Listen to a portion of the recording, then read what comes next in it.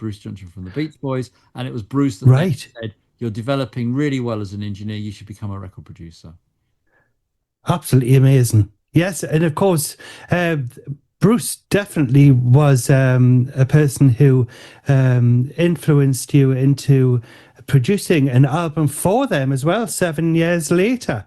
Please, can you tell us the story behind that one? During the Sailor sessions, Bruce kept encouraging me to offer creative input, as in, for example, a lot of Sailor's work uses synthesizers, and so he'd say, "Oh, Steve, let's try this particular sound with with a synth, or maybe we can try this echo," and really try to be very creative in the way things were, and try Yeah. some effects, because they're great musicians and great singers, but it's the detail.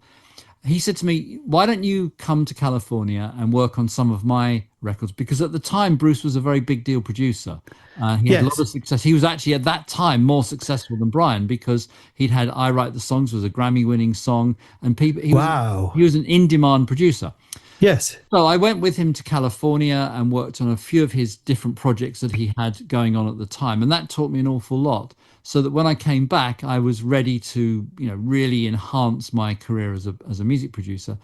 And then, as you say, a number of years later, the Beach Boys were about to sign a new deal with Jimmy Guercio and Caribou Records. And Bruce phoned me and said, "Look, we really would love you to produce us," because at that time I now had the success with Culture Club. And so CBS Yes. and CBS Records in America distributed Culture Club's records rather than Virgin. Right. Yeah. So essentially, they said, "Come to, let's have a meeting and let's discuss it." And so it was very much as a sort of return gesture, a thank you for the mentoring that I'd had earlier. And of course, my own reputation was now worth them kind of bankrolling me to do it. And it was a very, you know, amazing period in my life, because I wasn't that old, and also I'm now, as people have pointed out to me, I'm the only other producer to produce the Beach Boys other than Brian Wilson, which is quite an